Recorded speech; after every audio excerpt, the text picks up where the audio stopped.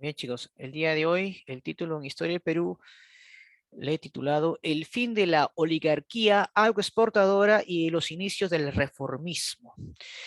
Este es muy importante porque estamos ya entrando a todo lo que son los años 60 y 70 y de hecho van a haber cambios muy significativos tanto en el mundo como en el Perú. Estamos entrando en una etapa donde la oligarquía ya empieza a perder el poder económico. Tanto es así que van a haber gobiernos que van a ser muy contrarios a esta clase dominante que está ya en su extinción, para dar paso a una nueva clase social dirigente que es justamente la burguesía nacional, ¿correcto? Y que esta élite en decadencia se negaba a dejar el poder y va a tener pues que una vez más las Fuerzas Armadas, esta vez apoyando a esta nueva clase social, a la burguesía nacional, para poder sacar del poder a esta vieja oligarquía que aún, repito, se negaba a dejar el poder, ¿sí? Muy bien. Por eso es el título del fin de la oligarquía y los inicios del reformismo. Pero para ello vamos hoy día a estudiar un acontecimiento muy importante a la cual vamos a llamar a esto la convivencia o el segundo gobierno de Manuel Prado Ugarteche. A ver, un momento, por favor. Ahí está. Un ratito. Ahí está. Muy bien. Se puede ver, ¿no? Completamente. Ya, muy bien. A ver, vamos a empezar un poco esto, cómo se ha ido dando. Bueno, recuerden que Odría, debido a que pierde el apoyo de la vieja oligarquía exportadora, pierde el apoyo de los Estados Unidos y no tiene otra opción pues que convocar elecciones. Pero antes de hacerlo se asegura pues que el próximo que sea el que vaya a ser elegido como presidente del Perú no inicie una campaña de persecución en su contra por los actos de corrupción que se cometieron en su gobierno. Prado acepta ese encargo y es por eso que Odría apoya la candidatura de Odría, perdón, de Prado, pese a que antes, de hecho, eran otros candidatos que claramente podían estar con bajo la protección de Odría, pero al ver que era imposible, que era entre Prado o Aya de la Torre, perdón, Prado, perdón, porque Aya de la Torre realmente era imposible que pueda participar. Recuerden que era un partido eh, en la cual se le había adjudicado un partido fuera de la ley, no podía tener una participación alguna. Y bueno, Odría se asegura, pues, ¿no? Que sea Prado el siguiente en ser elegido presidente a cambio de que no sea investigado por los actos de corrupción que claramente eran muy notorios durante su gobierno. Profesor, ¿y qué significaría entonces la convivencia o el segundo gobierno de Manuel Prado Ugarteche? Bueno, es un periodo pues en el cual va a representar a estos grupos de poder, en la cual va a tratar de conciliar con la oligarquía y la burguesía nacional, ¿no? Ahora, claramente Prado va a consolidar su poder gracias también al apoyo político con el partido aprista. Lo curioso es que 15 años atrás el APRA pues también era perseguido por el gobierno de Prado, recuerden, ¿no? Durante la Segunda Guerra Mundial. Esto incluso va a causar un remesón tremendo en el partido aprista, tanto que se va a dividir, ya que muchos correligionarios apristas consideraban esta actitud de Aya de la Torre como una traición, ¿correcto? Muy bien. Por eso que también pues, eso se le llama la convivencia, porque Prado va a tratar de conciliar con los apristas, con la oligarquía agroexportadora y con la burguesía nacional, ¿correcto? Ahora, este es un periodo también muy importante ya que se dio un fuerte impulso a las inversiones de empresas transnacionales, principalmente de los Estados Unidos, ¿no?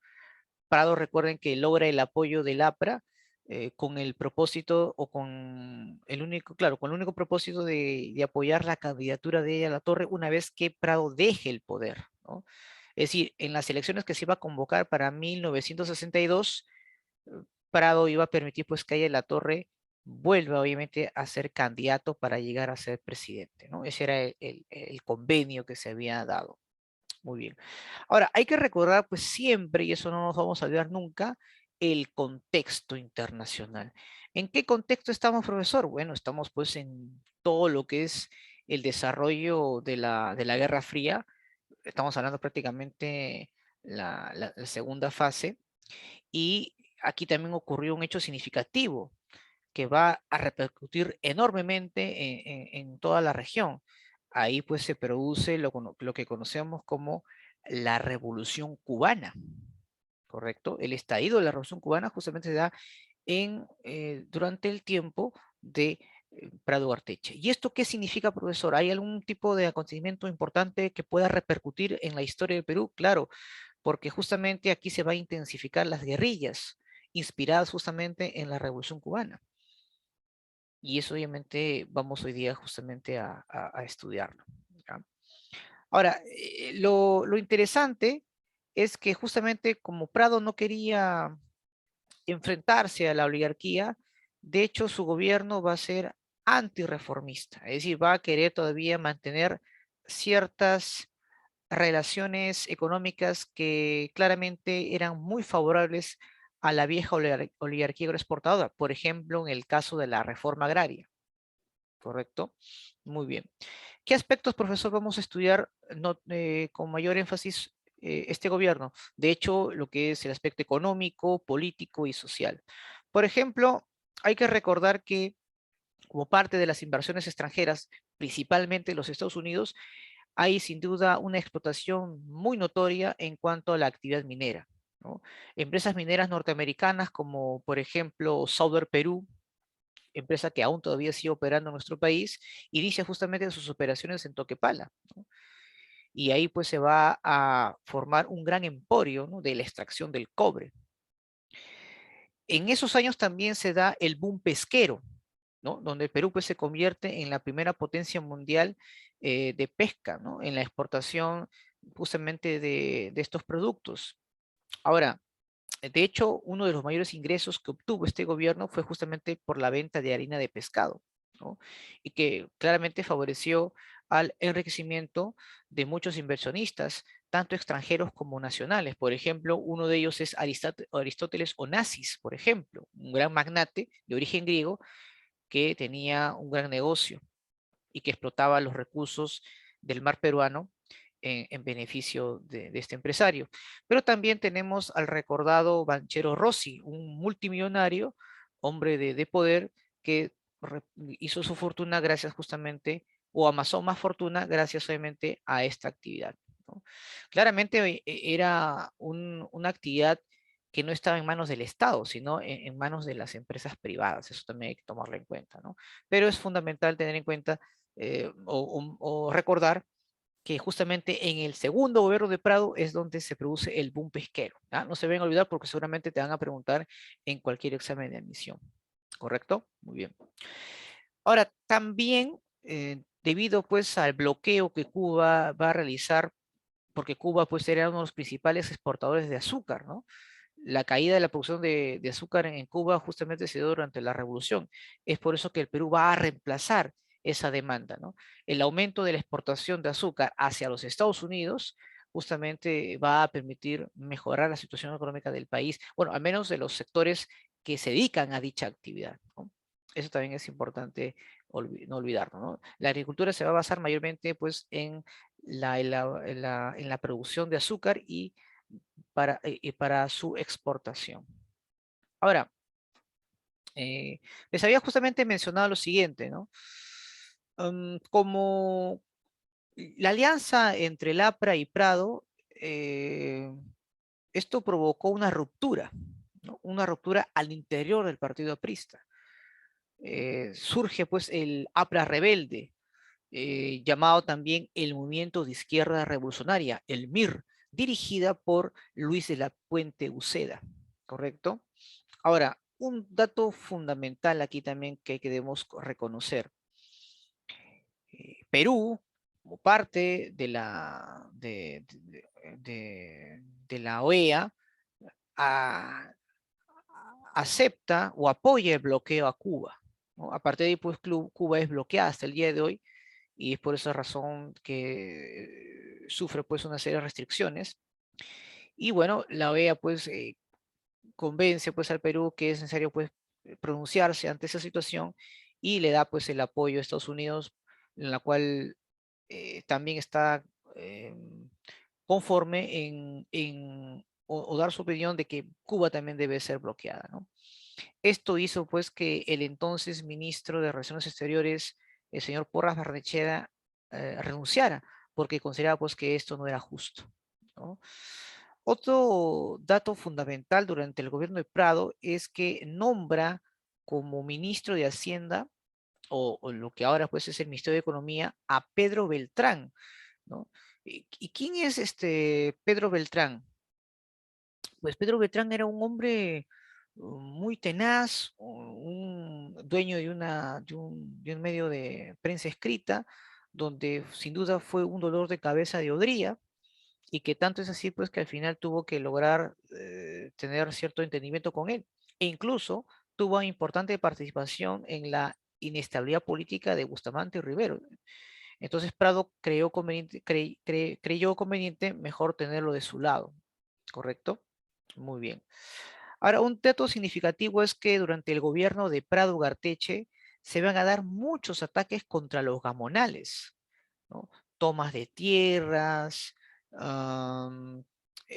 por parte de movimientos insurgentes apoyados por los movimientos campesinos. Entre sus principales líderes, pues está Hugo Blanco, por ejemplo, ¿no? Que va a ser pues el dirigente de un frente de izquierda revolucionaria llamado el FIR, ¿correcto? Ahora, aquí hay que recordar que el movimiento de Hugo Blanco no fue una guerrilla principalmente, ¿no? Fue un movimiento campesino en la cual se creó en la ciudad de Lares, en Cusco, y luego simplemente empezó a provocar o a realizar una serie de ataques principalmente contra los gamonales que habían ocupado las tierras de las comunidades campesinas, ¿no? Hay que recordar pues que Hugo Blanco no era un campesino común y corriente, era un arrendatario de unas importantes tierras, es decir, era un mando medio, por así decirlo, ¿no? Muy bien. Ahora, un dato también fundamental es que durante el gobierno de Prado, como parte de esta promesa, de esta alianza con el APRA, va a derogar la ley de la seguridad interior. Recuerden eso que pues, Odría había aplicado esto para evitar pues que el APRA logre tener una participación política, ¿no? Claro, prácticamente con esta derogación de la ley, el APRA pues recupera su legalidad, en la cual pues le va a permitir participar en las próximas elecciones, ¿correcto? Muy bien. Ahora, este gobierno de Prado va a participar en este enorme programa promovido por John F. Kennedy, llamada Alianza para el Progreso, llamado ALPRO, ¿no? Hay que recordar pues que el gobierno de John F. Kennedy buscaba promover este programa o incentivar este programa en América Latina, en la cual va a dar un apoyo económico y asesoría militar para impedir pues la difusión de la Revolución Cubana, ¿no? Porque justamente habían indicios de que podrían existir grupos guerrilleros que inspirados en la Revolución Cubana que también querían hacer lo mismo en sus respectivos países, ¿no? ¿No? Vuelvo a reiterar, ¿no? El gobierno peruano apoya el bloqueo a Cuba, ¿no? Por eso es que el canciller de ese momento, Raúl Porras Barnechea, renuncia al cargo, ¿no? Ahora, un dato interesante es que em, aquí se van a producir una serie de incidentes, protestas de muchos jóvenes universitarios, en especial de San Marcos, justamente por la llegada del entonces, bueno, todavía no era presidente de Estados Unidos, el señor Richard Nixon, ¿no? Richard Nixon, antes de ser presidente de los Estados Unidos, había llegado aquí y no solamente no lo dejaron hablar, sino que fue agredido, ¿no? Es una anécdota acá interesante que se dio pues en la Universidad de San Marcos. Y bueno, algo también importante es que Prado crea, casi al finalizar su gobierno, el Comando Conjunto de las Fuerzas Armadas. Y algo bien curioso, que justamente el Comando Conjunto de las Fuerzas Armadas es el que va a derrocar a Prado, ¿no? Algo muy interesante. Ahora, un dato también que debemos tomar en cuenta es que para las elecciones de 1962, ¿quiénes van a ser los candidatos? Aya de la Torre, porque había recuperado el APRA la legalidad, por lo tanto tenía la primera opción de ser presidente del Perú. También va a participar Belaúnde Terry, que en ese momento pues no era un personaje muy conocido, pero tenía el apoyo no solamente de las Fuerzas Armadas, sino también de las clases medias y de la burguesía nacional, que claramente, a diferencia de Prado, Belaúnde sí era reformista, ¿correcto? Y por último, el partido de Odría, ¿no? Odría quiere candidatear, sabe que esta es su última oportunidad de volver a ser presidente, y en el partido que él formó, que es el partido, perdón, la Unión Nacional Odrista 1, compiten. Entonces compite Aya de la Torre, compite Odría y compite, en este caso, Belaúnde Terry. Ahora, el APRA claramente pues obtuvo la primera mayoría, pero obviamente no alcanzó el tercio de los votos necesarios para poder ser presidente de manera inmediata, ¿no? Entonces, el Congreso, que era de mayoría prista, porque ese también era parte del acuerdo con Prado, debía pues elegir al próximo presidente del Perú y claramente pues Haya iba a ser el vencedor. Entonces, ante el temor pues que nuevamente que el APRA esta vez logre tener un presidente como Víctor Raúl Haya de la Torre, las Fuerzas Armadas dan un golpe de Estado al gobierno de Prado Garteche, ¿no? Justamente para evitar el triunfo del APRA, ¿no? Porque claramente, pues, Víctor Raúl ya se había entendido con las élites de la oligarquía agroexportadora, ¿no? Claramente, Ayer la Torre también, pues, era un antirreformista, ¿no? Y lo que se buscaba con el país era cambios significativos y esos cambios de modernidad tienen que ver con el reformismo, como por ejemplo la reforma agraria, que claramente eso iba a afectar a los grupos de poder de la vieja oligarquía. Muy bien. En el ámbito social diríamos pues que Prado utilizó medidas asistencialistas justamente para poder hasta cierto punto congraciarse con la gente. También debemos recordar que se producen nuevas migraciones del campo a la ciudad, ¿correcto? Se producen pues nuevos sitios donde cada vez Lima empieza a tener una mayor expansión, lo que se llamó pues esto, bueno, ya Lima pues se había desbordado completamente desde años atrás, ¿no? Pero se producen pues nuevas migraciones, ¿no? Justamente como causa pues del centralismo, ¿no? Que hemos visto. Mm, Voy a repetir lo que mencionó sobre Nixon. Claro, Richard Nixon es un importante político republicano que luego va a ser presidente de los Estados Unidos. Y justamente él es el que va a eh, dar como decisión final la retirada de las tropas norteamericanas de Vietnam, ¿no? Recuerden que tras la muerte de John F. Kennedy se produce la invasión a Vietnam, ¿no? Y Nixon pues luego va a tener que tomar la decisión de retirar sus tropas de ese país. En su momento Nixon era un importante político que había ido de visita al Perú y pues iba a realizar una serie de discursos en la Universidad de San Marcos. Bueno, muchos estudiantes universitarios pues no solamente lo interrumpieron, sino pues que también lo agredieron, ¿no? Lo agredieron a Richard Nixon, el famoso presidente del Watergate, ¿no? sé si se acordarán esa situación, ¿no? Donde aparentemente pues está espiando a sus opositores políticos y se descubre pues que él había, bueno, él y un sector de los republicanos habían pues realizado esa acción y claramente pues recibió un castigo, ¿no? Un juicio político, ¿no? Obligándolo pues a renunciar. Recuerden que son muy pocos los presidentes que han sido obligados a renunciar, ¿no? Nixon es uno de ellos, nos agarramos también de Bill Clinton por haber mentido al negar pues que había mantenido una relación con Mónica Lewinsky, ¿no? En fin, ya hablaremos más adelante sobre ello seguramente.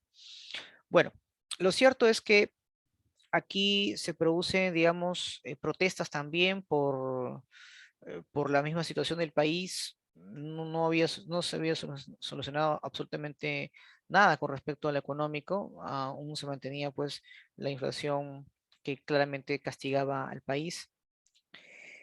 Y aparte pues de las protestas sociales, empiezan a surgir pues estos movimientos campesinos contra los gamonales, ¿no? Como es el caso del Frente Izquierda Revolucionaria dirigida por Hugo Blanco, ¿correcto? Muy bien. Bueno, Prado es en este caso, como menciono, derrocado para evitar pues que el APRA pueda tener un presidente, como es el caso de Víctor Roy de la Torre. Ahora, algo bien curioso es que uno de los primeros en aplaudir el golpe de Estado fue Belaúnde, ¿no? Belaúnde, que tanto que consideramos que es un demócrata, pues fue el primero en aplaudir el golpe de Estado contra, en este caso, contra, de hecho, el inevitable, bueno, que de hecho Aya La Torre iba a ser presidente del Perú porque contaba pues con el apoyo de la mayoría del Congreso, que era del partido aprista, ¿no? Es así pues de que la Junta Militar toma el control del país, ¿no? Ahora, lo interesante es que la Junta Militar es el primer gobierno institucional de las Fuerzas Armadas, es decir, donde las tres armas se ponen de acuerdo, Marina, Ejército y la aviación, ¿no? Ahora, la Junta Militar va a tener dos fases. Bueno, para empezar, gobernó entre 1962 y 1963, que a diferencia de Prado, era un gobierno de carácter reformista, ¿no? Hay que recordar pues que en tiempos en la cual la Junta Militar toma el control, se estaba produciendo pues cambios muy importantes, no solamente en Cuba, sino también en el propio Vietnam, que eso obligará pues a que luego Estados Unidos pues logre invadir, ¿no?, ese país. En Cuba se están dando importantes reformas, ¿no? Entre ellas reformas educativas, y el gobierno de Castro y compañía están haciendo cambios muy profundos en la estructura económica y social de ese país, que posiblemente luego rendirá sus frutos. Ahora, otro dato importante es que, como mencioné hace poco, en la primera fase de la Junta Militar, ¿correcto? Va a estar a cargo de Ricardo Pérez Godoy, ¿no? Pero al parecer, como era un personaje muy vinculado aún todavía a los grupos de poder de la oligarquía, es sacado, ¿no?, del cargo. Muchos hablan de que era muy personalista y todo ello, pero es muy posible que sea más bien su afiliación, ¿no?, a la oligarquía, por el cual tuvo que ser sacado del poder. Lo curioso es que durante su gobierno, a pesar de lo corto que fue, él promueve lo que es la ley de las bases de la reforma agraria. De hecho, incluso, claro, lo hizo básicamente para evitar o para frenar, de hecho, el descontento social de los campesinos, que cada vez ese movimiento los movimientos se estaban intensificando, ¿no? Y bueno, luego viene Nicolás Linley, en el cual pues continúan, claro, él continúa con los cambios, pero mm, no de manera significativa, e incluso la ley de la reforma agraria aún todavía no se había aplicado en todos los niveles, solamente en ciertos sectores, principalmente en el Cusco, como parte de un proyecto, un plan piloto, ¿correcto? Y bueno, él es el que convoca pues a elecciones, ¿no? Lindes, pues sí, a diferencia de Godoy, está más vinculado al sector industrial nacional y de los Estados Unidos, ¿no? Convoca pues elecciones en las cuales pues resultó vencedor Fernando Belón de Terry, ¿no? Ahora, en esta ocasión, nuevamente compiten Belaún de Terry, Aya de la Torre y Odría, ¿no? Y esta vez pues Belaúnde pues es elegido presidente, ¿no? Frente obviamente a todo lo que se le había atribuido. Como Belaúnde claramente en su discurso era un hombre antioligárquico que buscaba cambios significativos como la reforma agraria, pues las élites buscaron acusarlo de comunista, ¿no? Los medios de comunicación se encargaron pues de desprestigiarlo completamente, pero pese a ello, contando pues con el apoyo de las Fuerzas Armadas, de las clases medias y de ciertos sectores populares, pues logra ser presidente, ¿no?, del Perú. Para ello, claramente, pues habían tratado de menospreciar en mayor medida a la candidatura de la Torre y del propio Dría, ¿no?, que ya no tenía, digamos, chance alguna, debido a que ya fue gobierno en su momento, y claramente pues era un partido que no iba pues a hacer cambios significativos, ¿no? De hecho era pro-oligárquico y la tendencia de ese momento a nivel internacional eran cambios más profundos y esos cambios solamente podría hacerlo aquellos que tienen el carácter reformista y uno de ellos es justamente Belaúnde, ¿no? Entonces Belaúnde pues sería el encargado de hacer los cambios estructurales de un país que claramente buscaba modernizarse. Muy bien. Es así pues que llega el primer gobierno de Fernando Belaúnde Terry entre 1963 y 1968. Profesor, ¿qué usted puede hablar del primer gobierno de Fernando Belaúnde Terry? Bueno, diríamos que su gobierno fue de carácter reformista, representó de hecho los intereses de las clases medias, de la burguesía nacional, era de hecho un gobierno populista, eh, que contaba con el apoyo del capital extranjero, en especial de los Estados Unidos, y contaba con el respaldo político de la democracia cristiana en su momento. Hay que recordar que Fernando Belaúnde Terry es donde recién pues empieza a tener una mayor protagonismo, ¿no? Como político, ¿correcto? Ahora, Belaúnde, pues tampoco, la familia Belaúnde no son desconocidos, ¿no? Su padre tuvo un importante cargo durante el gobierno de Bustamante y Rivero, en fin, ¿no? Muchos piensan que los políticos actuales son nuevos, ¿no? Todos ellos son descendientes o parientes de muchos de aquellos que ya en su momento fueron gobernantes, ¿no? Por ejemplo, Alberto Borea, importante político que estuvo muy ligado al gobierno de Kuczynski, es nieto de Odría, por ejemplo, ¿no? Entonces, de hecho, eran personajes que están muy ligados en ello, ¿no? Bueno, ahora, un dato también importante acá es que eh, algo que Belaúnde va a tener que enfrentar es la oposición en el Parlamento, ¿no? Justamente el APRA y el partido de Odría se habían unido, cosa muy curiosa porque hay que recordar pues que en los años 50 el APRA y el partido de Odría pues se odiaban, ¿no? Recuerden eso, ¿no? Había una persecución así tremenda. Pero bueno, en política pues todo puede pasar, ¿no? Y bueno, recibió pues una fuerte oposición por parte del APRA y el UNO. Prácticamente las reformas que se buscaban de Belaúnde no se van a concretar, ¿no? Por una serie de cuestionamientos.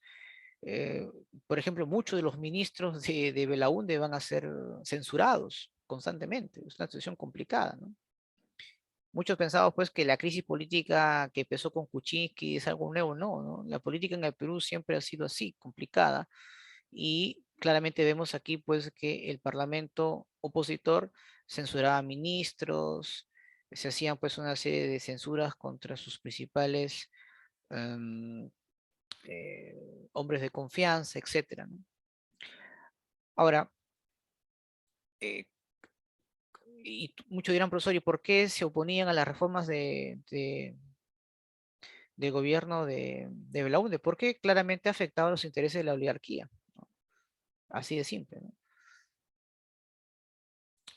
Se creó aquí el Banco de la Nación, ¿no? Para poder centralizar y recaudar los impuestos que requería Belaúnde. Hay que recordar pues que esta entidad reemplaza a lo que en su momento fue la antigua caja de depósitos de consignaciones, ¿no? Claro. En ese tiempo pues no había una SUNAT, ¿no? Que era la que se encargaba, ahora pues la SUNAT es la que se encarga de los impuestos y todo, ¿no? Antes no había ello, ¿no? Y el Perú necesitaba recaudar impuestos, ¿no? Para poder obviamente cumplir con sus obligaciones. Lamentablemente, durante este gobierno la deuda externa se triplicó, hubo muchos problemas económicos, tanto así pues que la moneda nacional se devaluó, una crisis fiscal tremenda, ¿no? Otro dato importante que debemos recordar de Belaúnde es que él promueve lo que es el cooperativismo, ¿no? Es decir, la participación del pueblo o de la población en proyectos comunitarios. Ahí viene la frase célebre de Belaúnde, ¿no? El pueblo lo hizo, ¿no? Donde el Estado le entrega las herramientas necesarias y la población con su fuerza de trabajo realizan las obras que correspondan, ¿no? El gobierno de Belaúnde tímidamente va a aplicar la ley de la reforma agraria, o perdón, propone la ley de la reforma agraria, pero el Congreso la rechaza, ¿no? Hay un obstáculo por parte del APRA y el partido DRIA en la cual no van a aceptar que la ley de la reforma agraria se aplique, ¿no? Porque de hecho afectaba a los grupos de intereses de los terratenientes, ¿no? Muy ligados al partido aprista y al partido de Odría. Muy bien. Eh, con Belaúnde hay que recordar que aparte que se crea la Universidad Federico Villarreal, allá por 1963, facilita la apertura de universidades privadas, ¿de acuerdo? Universidades privadas. Como una de sus grandes obras podemos recordar en este primer gobierno la construcción pues de la carretera marginal, ¿no? De la selva y también el aeropuerto Jorge Chávez, por si acaso, ¿no? Lamentablemente para su gobierno, pues allá por 1965 surgen las guerrillas, ¿no? Movimientos subversivos, pues inspirados en las guerrillas de Cuba, eh, donde claramente, pues con el apoyo de Estados Unidos van a ser completamente reprimidos, ¿no? Porque Estados Unidos le preocupaba que se expandan estas guerrillas en América Latina. Por eso es que Estados Unidos recomienda a Belaúnde de una vez aplicar la ley de la reforma agraria justamente para evitar que las comunidades campesinas formen alianzas con los grupos guerrilleros y puedan causar un mayor daño al Estado, ¿no? Pero una vez más, el Parlamento, que se preocupaba más por sus intereses personales, simplemente no aceptan esos cambios y se produce todo una alteración, una inestabilidad cada vez mayor, ¿no? O sea, imagínate, ¿no? Crisis económica, inestabilidad política, las guerrillas empiezan a acentuarse cada vez más, el descontento social eh, es insoportable o es cada vez más grande y eso sin lugar a duda pues va a esta crisis política pues va a desencadenar un nuevo golpe de Estado, ¿no? Que ahora vamos justamente a verlo. Muy bien. Ahora, un dato fundamental para poder entender cuál fue la justificación del gobierno o de las Fuerzas Armadas para dar el golpe de Estado a Belaúnde. Se había firmado durante su gobierno un acta con la empresa IPC, el acta de Talara, ¿de acuerdo? Aquí pues el gobierno de Belaúnde firma un contrato, ¿no? Con esta importante compañía, la IPC, y en este documento pues estipula pues que los yacimientos de petróleo deberían ser devueltos al Estado peruano, ¿no? Pero a su vez, ¿no? Este vendería pues el petróleo a la IPC, ¿no? Ese era el convenio. Y que a su vez pues seguiría incluso controlando la refinería, ¿no? Y ahí es donde se produce un escándalo en la cual la prensa lo, lo viraliza, por así decirlo, empieza pues a divulgarlo, y este hecho se conoce como el escándalo de la pérdida de la página 11 del acta de Talara, ¿no? Donde supuestamente ahí en esa página debía figurar el precio que la IPC pagaría, ¿no? Por el petróleo, ¿no? La prensa, la opinión pública repudiaron pues obviamente este hecho, eh, y, y fue obvio pues que el acuerdo era poco favorable para el Perú, ¿no? Lo curioso es que nunca se llegó a esclarecer qué realmente decía en esa página, ¿no? Pero eso le sirvió justamente de pretexto al gobierno, a las Fuerzas Armadas, perdón, a las Fuerzas Armadas para obviamente dar un golpe de Estado y realizar las reformas que Belaúnde no pudo hacer justamente por los problemas que tuvo en el Parlamento, ¿no? Eso también es fundamental reconocer eso, ¿no? Entonces los militares pues aprovecharon esta crisis política, utilizaron como pretexto este escándalo de la página 11 para un golpe de Estado, un nuevo golpe institucional que esta vez va a ser dirigido por Juan Velasco Alvarado, ¿no? Y Belaúnde después es deportado a la Argentina, ¿no? Y es así pues que este efímero gobierno llega a su fin, eh, y vamos a hablar pues de un nuevo gobierno, pero esta vez en torno a una dictadura, ¿no? Que es lo que hoy justamente vamos a estudiar, ¿no? Que es el gobierno, a ver, vamos acá, del Comando Conjunto de las Fuerzas Armadas. Ahí está, ¿no? Muy bien. Justamente los antecedentes tienen que ver pues con el primer gobierno de Belaúnde, donde en primer lugar busca hacer los cambios que se le había encomendado. Lamentablemente pues sufre una serie de oposición por parte del APRA y Odría, la oligarquía, el udismo y el APRA contra el gobierno de Belaúnde, ¿no? Que era un gobierno reformista que claramente pues atentaba contra sus intereses. Se produce pues un nuevo golpe institucional y a cargo pues obviamente de las Fuerzas Armadas, ¿no? Hay que recordar que el gobierno de Fuerzas Armadas también va a tener dos fases, ¿no? Un gobierno reformista, encarnada por Juan Velasco Alvarado, y un gobierno contrarreformista, liderada por Francisco Morales Bermúdez, ¿de acuerdo? Entonces, ¿qué significó el gobierno de Juan Velasco Alvarado, que estuvo al mando entre 1968 y 1975? Bueno, de hecho era una dictadura militar de carácter reformista que buscó pues acabar con el poder de la oligarquía, ¿no? Y promover pues un desarrollo de una industria nacional, claro, ligada a los intereses de capitales norteamericanos, obviamente, pero también lo que buscaba era evitar los conflictos sociales, buscaba también eh, contener los avances de los grupos o de los movimientos guerrilleros, ¿no? Que cada vez, obviamente, repito, se estaban dando con mayor énfasis, ¿no? Muy bien. ¿Cómo es que llega al poder Juan Velasco Alvarado? Recuerden que dentro del contexto internacional fue un tiempo donde también se empezaron a promover dictaduras en toda América Latina, ¿correcto? Y ya cuando Velasco estaba pues en la mitad de su periodo, nos vimos envueltos en una crisis internacional, a la cual pues conocemos como la crisis del petróleo. Entonces, claramente va a repercutir enormemente de manera negativa en el gobierno de Juan Velasco Alvarado. Muy bien. Bueno, hay que recordar pues que el golpe se da el 3 de octubre de 1968. Ahora, bien interesante que los últimos golpes de Estado que hemos tenido se han dado en octubre, ¿ah? Se ha dado pues, se dio en el 3 de octubre de 1968 con Juan Velasco Alvarado. Se realizó también en octubre durante el gobierno de Odría, ¿no? Algo interesante que en octubre se dieron pues los últimos golpes de Estado fueron esos meses, ¿no? Bueno, el Comando Conjunto de las Fuerzas Armadas toman el Palacio de Gobierno, derrocan a Fernando Belaúnde Terry, y ahí es donde Velasco da un manifiesto obviamente revolucionario. De hecho, lo que buscaba era justificar el golpe de Estado y para ello va a argumentar que lo hizo obviamente por los actos de corrupción que había en el gobierno de Belaúnde, ¿no? O sea, prácticamente quería acusar a Belaúnde de corrupto o que el gobierno en sí era corrupto y que además era aliado del capital extranjero, ¿no?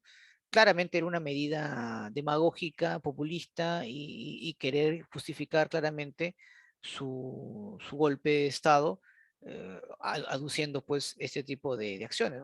Recuerden que también lo hizo en su momento um, Sánchez Cerro, recuerden que lo acusó de corrupto a Leguía, ¿no? Un manifiesto. Y lo curioso es que el manifiesto lo redactó Bustamante y Rivero, que luego también fue, en este caso, derrocado, ¿no? Por Odría. Así que no nos sorprendería pues que un golpe de Estado que podría ser este Parlamento también pueda tomar como justificación que lo hace obviamente para cortar, para eliminar la corrupción, ¿no? Un tema muy trillado últimamente, pero eso va a ser una buena justificación para obviamente justificar un golpe de Estado que claramente se avecina, ¿no? Muy bien. El plan que va a imponer nuestro amigo Velasco Alvarado es el plan Inca, ¿de acuerdo? Profesor, ¿en qué consiste el plan Inca? Bueno, en este plan buscaba cambiar pues un estado oligárquico a un estado industrial, ¿no? Orientado pues mayormente al mercado interno y en cierta manera limitar hasta cierto punto la influencia de los Estados Unidos, ¿no? porque en realidad sí buscaba una industria propia, pero en ciertos sectores, ¿no? En algunos sectores que Estados Unidos sí, de hecho, buscaba tener hegemonía, no iba a ser tocada, claro está, ¿no? Muy bien. Y bueno, este plan, una de las cosas que va a realizar es justamente en estatizar importantes empresas, ¿no? Por ejemplo, la primera empresa que estatizó va a ser la IPC, que era una empresa claramente norteamericana, que era la que explotaba los yacimientos petrolíferos y lo va a convertir en Petroperú, ¿no? El- las empresas de los puertos en el Callao también van a ser estatizadas y se va a llamar ENAPU.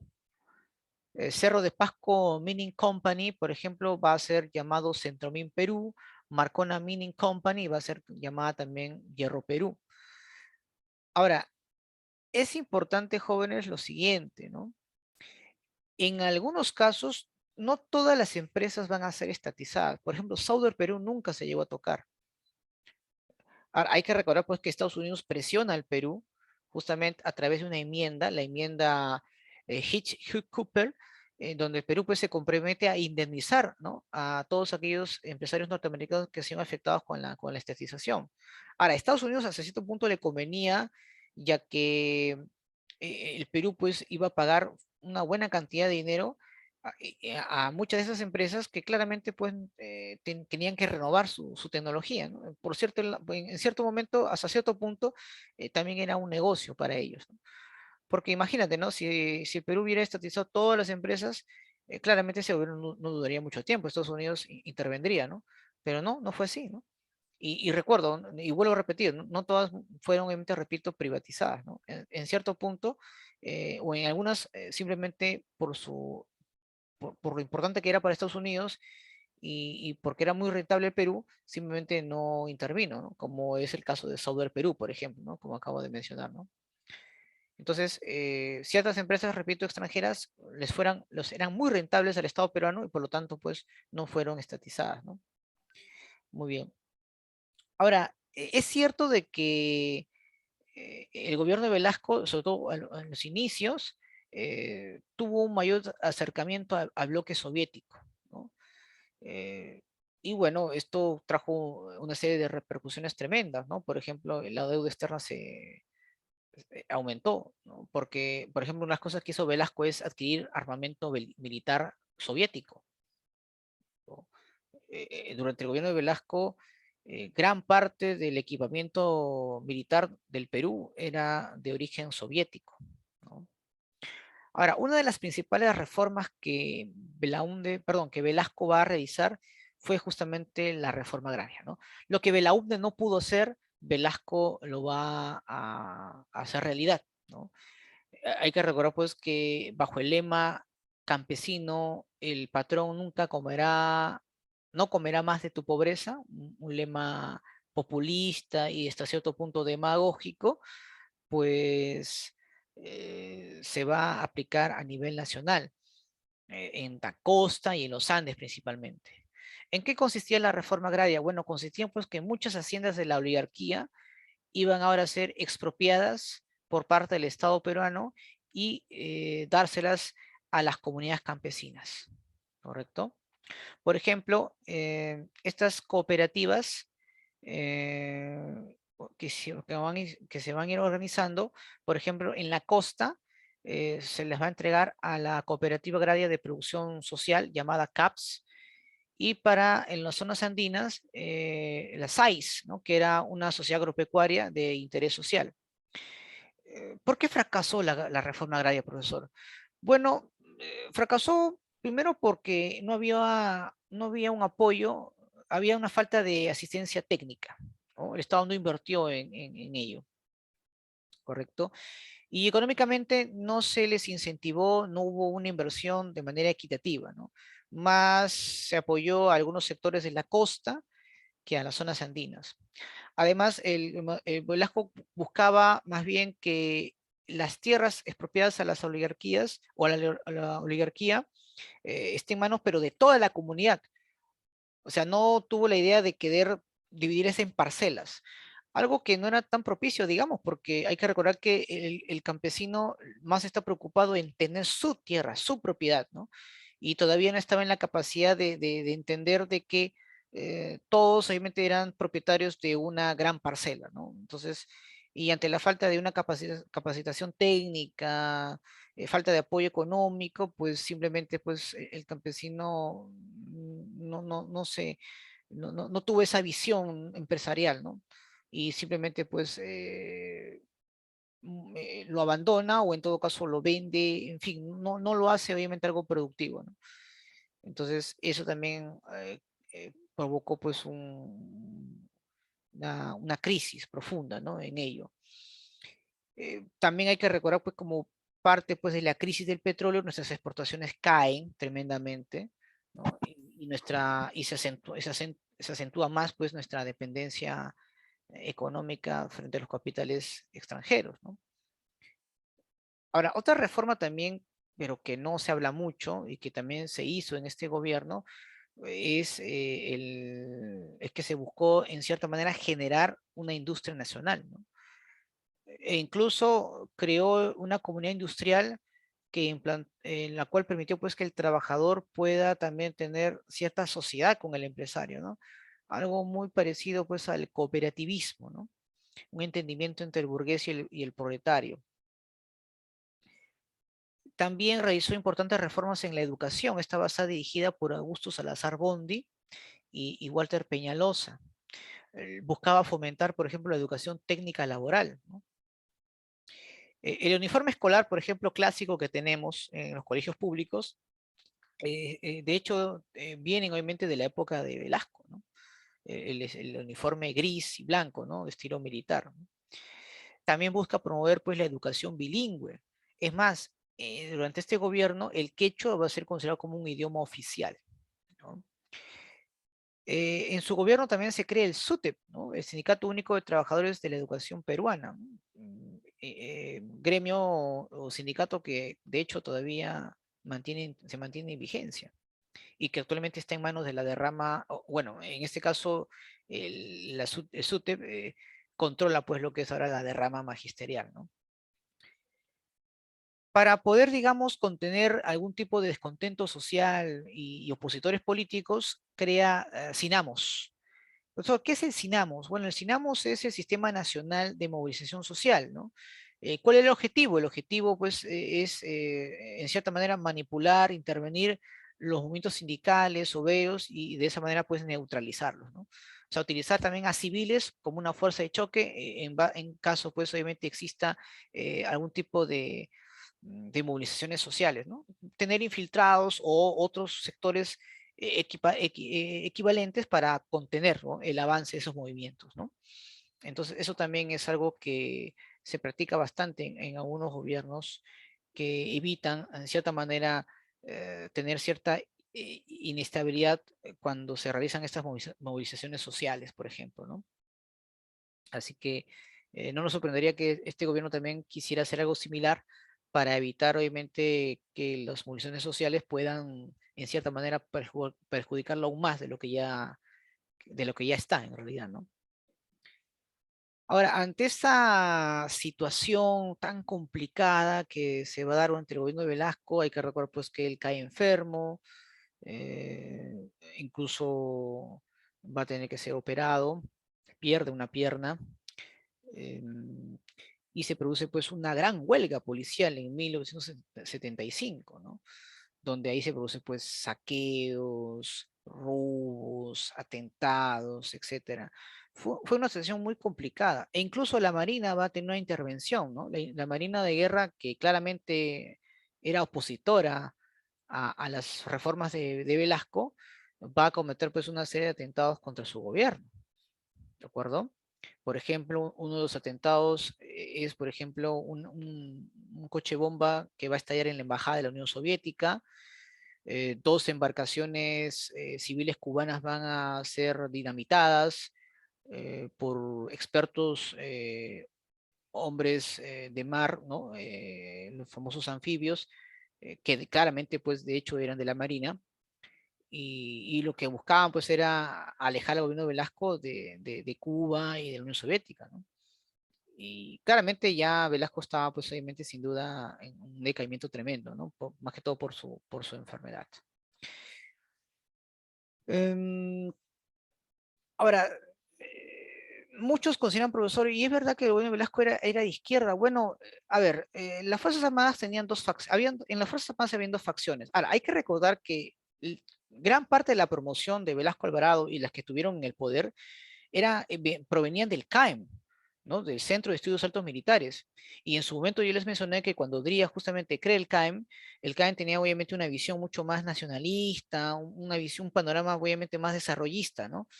Y muchos cadetes sin duda van a estar convencidos de que eso era el cambio, ¿no?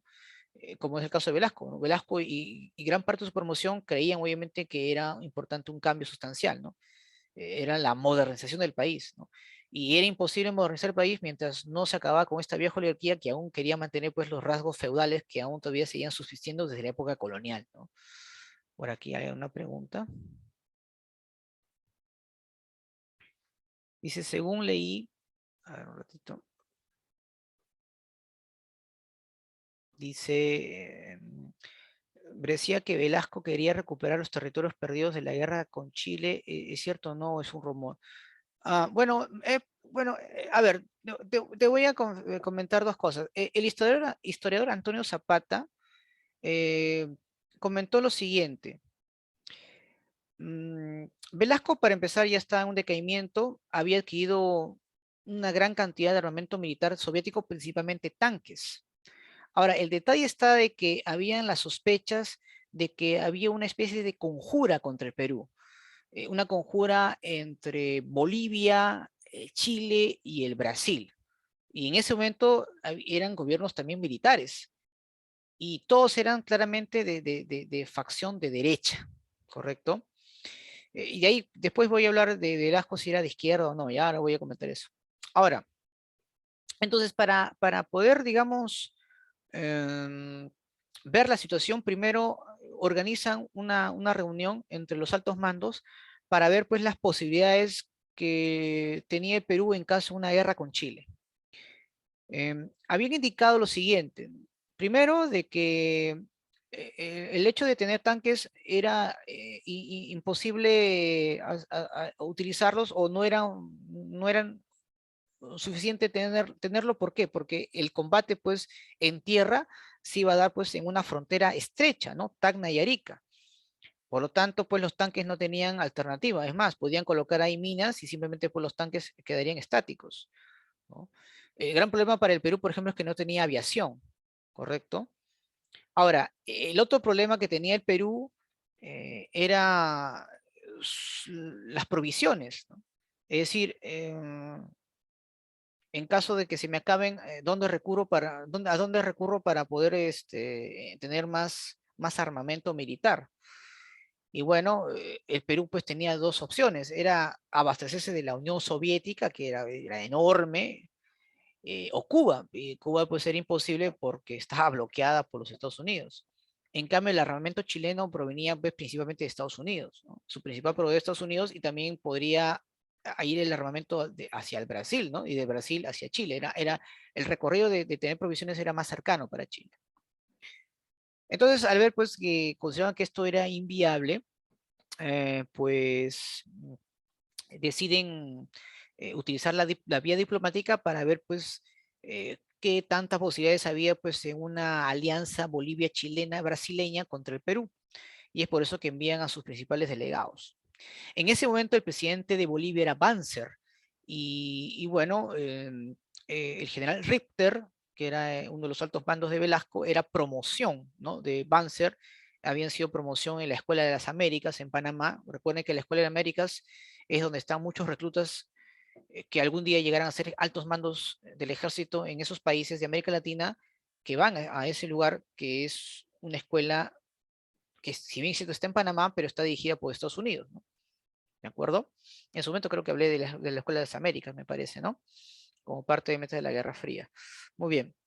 Y bueno, empezaron a dialogar y bueno, al final pues Banzer le había indicado pues que no había nada que temer, cualquier cosa que acordara con Chile, el Perú lo iba a hacer primero. También se reunieron otros altos mandos de ejército peruano con altos mandos de ejército chileno y también empezaron obviamente a dialogar, ¿no? Y ahí donde justamente Morales Bermúdez, aprovechando obviamente la enfermedad de Velasco y el duro golpe y el duro golpe que la Marina hizo al entorno de Velasco, es donde aprovecha esa situación y se dirige hacia Tacna, y es en Tacna donde justamente se produce el derrocamiento de Velasco. A este hecho se conoce como el Tacnazo, ¿no? Ahora, muchos seguramente me dirán, profesor, ¿y cómo es que cae Velasco? Bueno, principalmente cae por la crisis económica y social que se estaba dando. Recuerden, ¿no? La crisis del petróleo fue una de las causales por la cual decae obviamente su gobierno, su enfermedad misma también, porque estoy seguro que él estando sano, muy difícil pues que Morales Bermúdez haya hecho ese tipo de acción. Em, y bueno, como justamente le mencioné, Morales Bermúdez representaba pues a un lado más conservador, ¿no? En la cual pues él con otros sectores em, intentan pues obviamente apaciguar esa situación, eh, justamente para evitar un mayor caos, y se produce lo que se conoce como el tagnazo que justamente mencioné, ¿no? En la cual pues Morales Bermúdez llega al poder, ¿no? Y que se encargó pues de desactivar todas las reformas que había hecho Velasco, ¿no? Entonces dentro del ejército habían dos facciones, ¿no? Una la izquierdista y otra más derechista, aunque yo diría más liberal y el otro conservador, porque en realidad pues Velasco nunca fue un gobierno de izquierda. Es más, hay que recordar pues que Velasco en su momento persiguió a partidos de izquierda, incluso al propio Suter, ¿no? Em, entonces, y más bien fue un gobernante que impulsó a la burguesía nacional industrial, desplazando a la oligarquía. Justamente el gobierno de Velasco le pone fin a la oligarquía agroexportadora y lo empodera a la burguesía nacional. Esta burguesía que actualmente es la que nos lidera, ¿no? Es la que manda, ¿no? Esta élite, ¿no? Que está fraccionada en realidad, ¿no? Entonces, ese es básicamente el gobierno de Velasco, ¿no?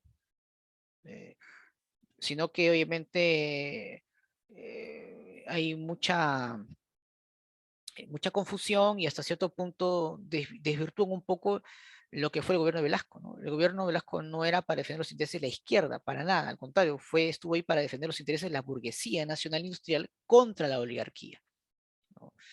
Su gobierno de Velasco obviamente claramente va a ser totalmente golpeado porque de hecho pues afectó enormemente a un sector importante que era la oligarquía, ¿no?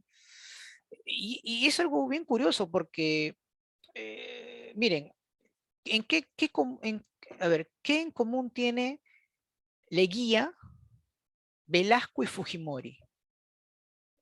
En que estos tres gobernantes, aparte de ser autoritarios, afectaron enormemente a ciertos sectores de poder. Leguía afectó políticamente a la oligarquía agroexportadora. Recuerden que desde que Leguía asumió el poder en el oncenio, nunca más un partido político de la oligarquía logró participar. Todos fueron partidos de masa, ¿sí o no? El último partido fue el Partido Civilista durante la República Aristocrática, de ahí nunca más. Velasco, ¿qué hizo? Acabó obviamente con la oligarquía exportadora. Y en el caso de Fujimori, de hecho, perjudicó a un importante sector de la burguesía industrial peruana, cuyo principal candidato era Mario Vargas Llosa. Y eso nunca le han perdonado, ¿no? Entonces, son personajes que claramente van a marcar un hito, ¿no? Un hito interesante, ¿no? Porque de una manera, pues, afectaron a los intereses de ciertos sectores poderosos, ¿no? Simplemente por eso. Y bueno, ahí están, pues, ¿no? Siempre, pues, atacan a Leguía, se ataca a Velasco, se ataca a Fujimori también, ¿no? Claro. Claro, los ataques obviamente no son tampoco de la nada, ¿no? Hay obviamente, de hecho, ciertos elementos contundentes que, por ejemplo, en el caso de Fujimori, actos de corrupción tremendamente, pero la corrupción pues siempre ha sido a lo largo de la historia del Perú, ¿no? Recuerden que los actos de corrupción más altos que han existido han sido en el siglo XIX durante la era del guano y en el siglo XX Fujimori, ¿no? Pero en todos los gobiernos lamentablemente se cometieron ese tipo de actos, ¿no? Pero me refiero que en la figura de estos personajes han sido totalmente golpeadas porque de hecho perjudicó a un importante sector de nuestra clase dominantes, ¿no? Y eso obviamente no lo perdonan, ¿no? Pero es interesante hablar de estos tres personajes seguramente. Bien, vamos a hablar entonces, algo más que quisiera hablar también de Velasco Alvarado era que justamente antes de que se den estos atentados por parte de la Marina de Guerra del Perú, ya se habían vuelto a restablecer pues, las relaciones con Cuba, se crea el sistema de defensa civil, por ejemplo, em, y bueno, también se expropia los medios de comunicación, claramente en beneficio del gobierno de Velasco, ¿no? Eso también es importante, ¿no? Se confiscan los diarios, los medios televisivos, etcétera, ¿no? Ahora, más bien el gobierno de Velasco se declaró, nunca se declaró de izquierda, pero sí se declaró revolucionario y nacionalista, por si acaso, ¿no? Si es que, si queremos obviamente ver algo de ideología del gobierno de Velasco. Es más, a él le propusieron que forme un partido político, ¿no? Al final nunca se le llegó a dar, ¿no?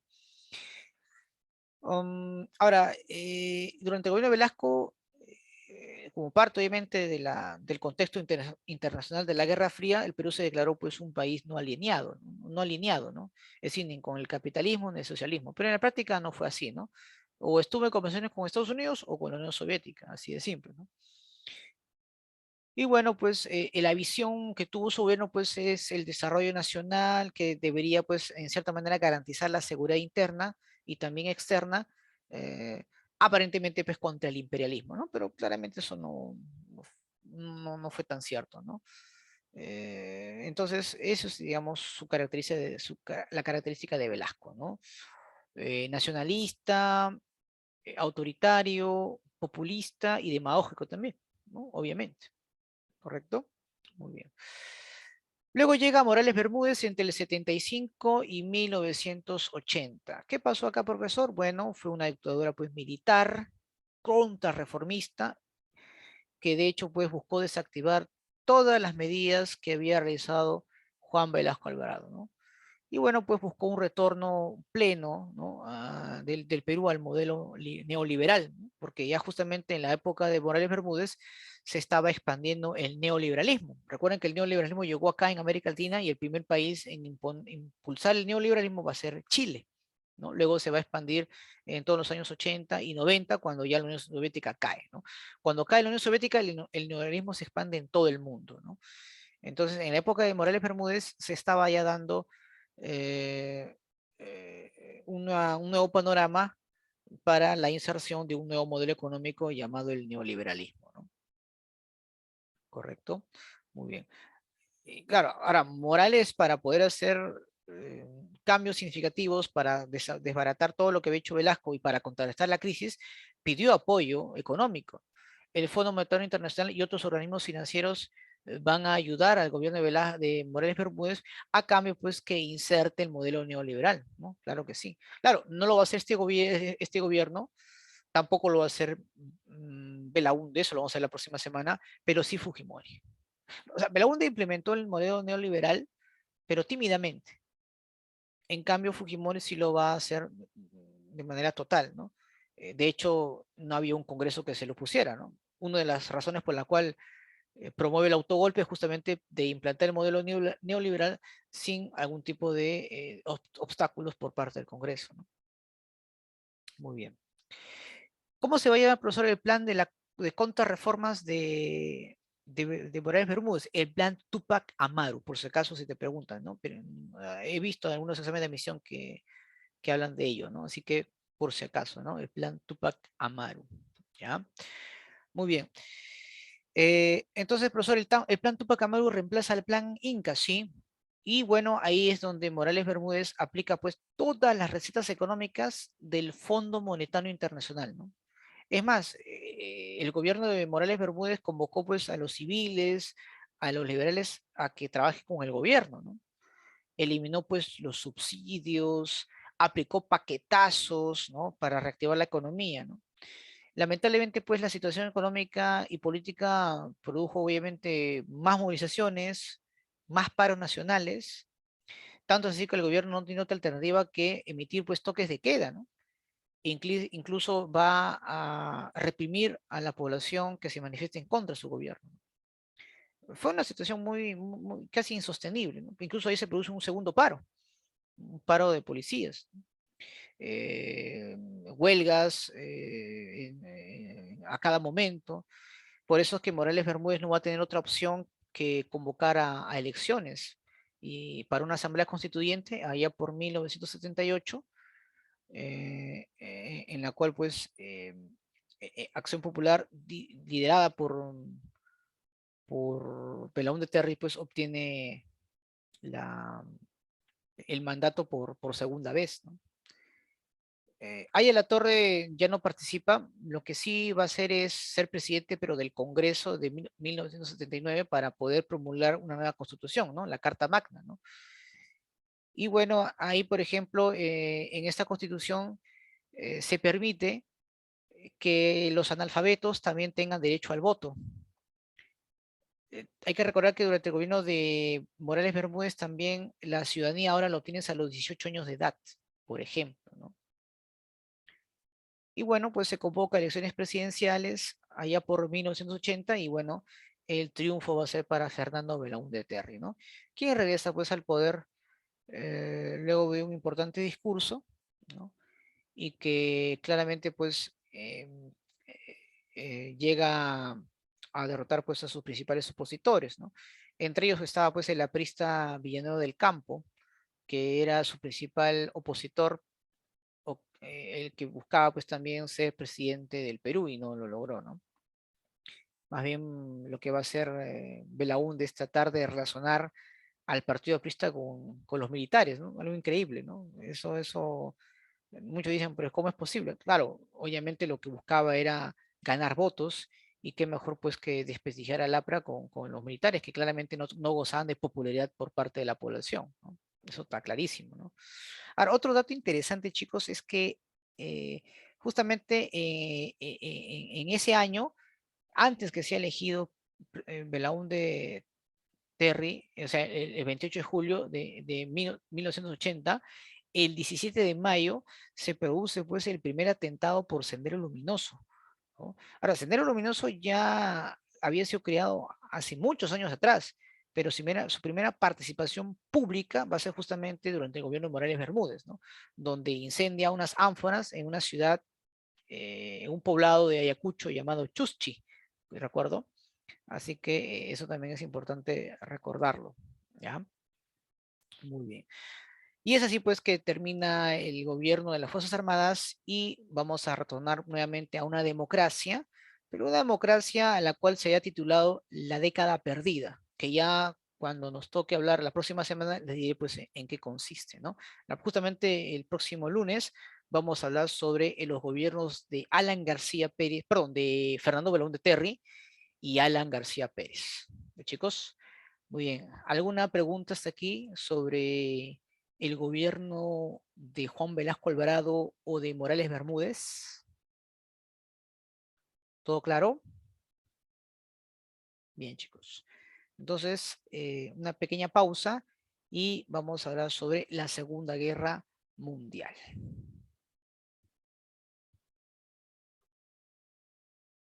Bien, en esta oportunidad, ahora en Historia Universal, vamos a hablar sobre el periodo entre guerras, ¿no? El periodo entre guerras y la Segunda Guerra Mundial. A ver, para ello tenemos que ver lo siguiente. De hecho, hay ciertas diferencias entre la Primera y Segunda Guerra Mundial, ¿no? Hay ciertos elementos distintos que vamos hoy día a analizarlos, ¿sí? A ver, empecemos con el periodo entre guerras. Hay que recordar que em, uno de los hechos trascendentales que se va a dar en Europa es sin duda la formación de regímenes fascistas, ¿correcto? Profesor, ¿qué son regímenes fascistas? Bueno, son importantes dictaduras político-militares de carácter totalitario, ¿de acuerdo? Que de hecho va a predominar en Europa Occidental.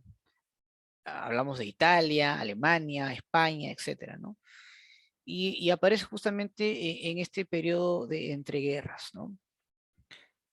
Ahora, ¿y esto por qué, profesor? ¿Por qué surgen los partidos, los movimientos fascistas y luego llegan al poder? Básicamente, los movimientos fascistas tuvieron, pues, sin duda un auge durante la crisis del capitalismo, es decir, la Gran Depresión. Recuerden que esto afectó a todo el mundo. El único país donde no se vio afectado es la Unión Soviética, gracias a los planes quinquenales de Stalin. Ahora, ante el temor, pues, del avance de los movimientos socialistas que cada vez eran más grandes y que pueden llegar a ser partidos políticos y llegar al poder mediante la vía democrática, es donde la burguesía tiene miedo y decide, pues, instaurar gobiernos de régimen fascistas, que una de las características de todo régimen fascista era, pues, que era anticomunista y antidemocrático, ¿no? Es más, eh, ¿cuáles son las características del fascismo? Hay cuatro principalmente, ¿no? Una de ellas es el totalitarismo, ¿ya? Profesor, ¿y a qué llama usted totalitarismo? Bueno, son regímenes políticos donde el Estado, pues, ejerce un poder absoluto. Para ellos no hay separación de poderes. Y son corporativistas, es decir, buscan conciliar, ¿no?, los intereses de los burgueses con las clases trabajadoras, ¿no? Y eliminar así, pues, esas luchas que puedan darse como parte de sus derechos. Es chauvinista o ultranacionalista, ¿no? Es decir, el Estado fomenta, pues, el ultranacionalismo para poder cohesionar a las masas y así facilitar, pues, su manipulación. Aquí en el Perú se ha intentado obviamente tener esos regímenes, ¿no? Como es el caso, por ejemplo, de Sánchez Cerro, o de Oscar Benavides, por ejemplo. Y bueno, en todo gobierno fascista siempre resalta el caudillo, ¿no? ¿Qué es el caudillismo? El caudillismo, pues, es el que representa los intereses ¿no?, de un sector em, que confía, ¿no? Que un sector de la población que confía en sus capacidades, en ese carisma que tiene para poder resolver, pues, una serie de problemas, ¿no? Entonces, el caudillo, de hecho, pues, cuenta con esa elocuencia, con esa habilidad oratoria, con la capacidad de persuasión, ¿no?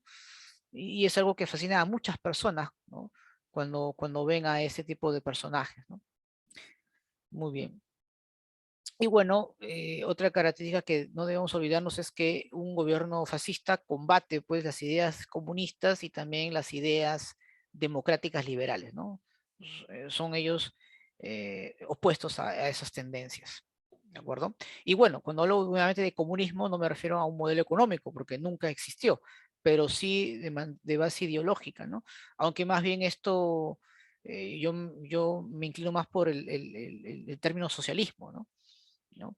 Pero es innegable, pues, que habían partidos que se hacían llamar así, ¿no? Partidos comunistas, pero, pero básicamente, pues, en ideologías, ¿no? Pero que ni siquiera eso son tan, digamos, exactos, ¿no? Porque el comunismo es otro término que claramente no es compatible con los partidos políticos que se hacían llamar así comunistas, ¿no? Pero sí podría ya denominarlos socialistas, ¿no? Muy bien, vamos entonces a continuar. Ahora, tenemos en cuenta lo siguiente, ¿no? Profesor, y entonces, ¿cuáles fueron las razones, los motivos por los cuales se forman estos regímenes fascistas? Bueno, la crisis económica, ¿no?, que se dio como consecuencia de la Gran Depresión, que se inició en Estados Unidos, en la Bolsa de Valores de Nueva York, ¿no?, que se agudizó justamente allá por 1929 y que se va a extender esa crisis por 10 años, ¿ah?, por ese caso, ¿no? Las crisis económicas de gran trascendencia tienen ese periodo, ¿no?, de una década al menos.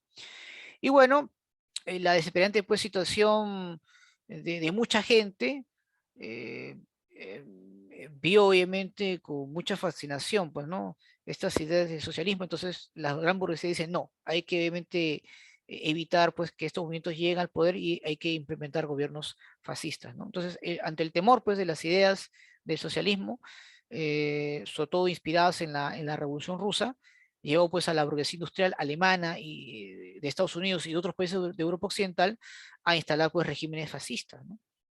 ¿No? Entonces, esto también es fundamental. Y profesor, ¿por qué la población no buscó nuevamente en promover pues, la democracia en esos países? Porque las malas experiencias de gobiernos democráticos pues, no habían logrado mejorar las condiciones de vida de las personas. Y es porque buscan obviamente otra visión distinta, ¿no? Claro, entonces eso es algo que debemos eh, siempre ser, por así decirlo, conocer bastante, ¿no? Ahora, hay que recordar pues que justamente en Europa aparecen pues este tipo de tendencias, ¿no?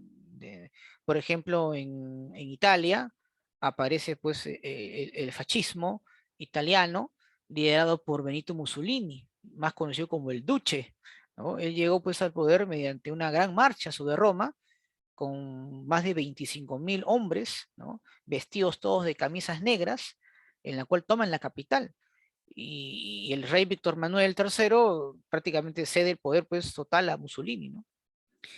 Ahora, un dato interesante es que Mussolini logra pactar con la Iglesia Católica, ¿no? A través del Tratado de Letrán, ¿no? Esto también pregunta en los exámenes de admisión, ¿no?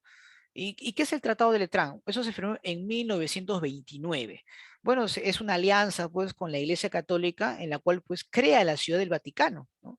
Y que pasa a ser un país independiente. El Vaticano hoy día es un feudo, es un estado feudal, ¿no?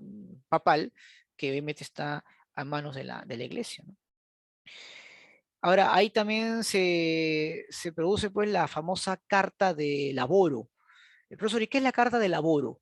Bueno, ahí se limita pues los derechos del trabajador, ¿no? Para afirmar pues el corporativismo que justamente te mencioné, ¿no? Justamente para evitar esas luchas sindicales, ¿no? La idea era controlar pues los gremios sindicales, ¿no? Y que eviten obviamente luchas y tratar más bien conciliar con la empresa. Y bueno, en 1936 firma el famoso eje Berlín-Roma, ¿no? Que luego después se va a unir Japón también, ¿no? Muy bien.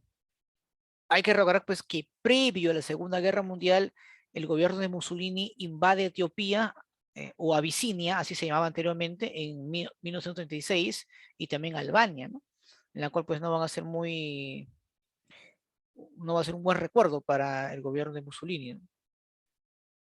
Y en Italia se promueve, en este caso, el fascismo alemán. Ahora, el partido nazi no fue creado por Hitler, por si acaso, ¿ah? Este partido ya existía. Era un partido en ese momento, pues, muy poco, no era notorio, ¿no? Hitler es el que lo va a darle mucho realce, ¿no? El líder, que obviamente es Adolf Hitler, él aprovecha pues el descontento social en Alemania por todo lo que ocurrió en la guerra. Recuerden que ese país fue humillado durante el Tratado de Versalles. Es más, muchos analistas consideran pues que ese tratado provocaría pues en un momento de revanchismo de Alemania y así fue, ¿no? Y bueno, Alemania pues pasaba por una hiperinflación tremenda, una de las más desastrosas de la historia en el mundo, mucho desempleo, en fin, ¿no? Entonces es donde Hitler pues decide obviamente eh, dar un impulso a este partido, ¿no? En 1920 le va a dar un gran apoyo a este partido, ¿no? El Partido Obrero Nacional Socialista Nazi, para poder captar pues el apoyo de la clase trabajadora, ¿no? Y es donde justamente 10 años después, allá por 1923, Hitler pues fracasa en su intento de tomar el parlamento alemán, el Reichstag, ¿no? Eh, ese es el famoso Punch de Múnich, donde obviamente eh, como consecuencia de ello va a ser encarcelado, ¿no? Y bueno, ahí justamente en la cárcel Hitler escribe, hasta donde yo sé, su única obra, ¿no? Mein Kampf, ¿no? Mi lucha, ¿no? Donde él justifica pues la necesidad del expansionismo dentro pues de lo que es la tesis de la conquista del espacio vital, ¿correcto? Ahora, lo curioso para los que le han leído este libro es que él dice pues de que su enemigo está en Oriente, Y hasta donde sabemos, pues el único enemigo conocido ahí potencialmente importante en ese momento pues, era la Unión Soviética, ¿no? Claro.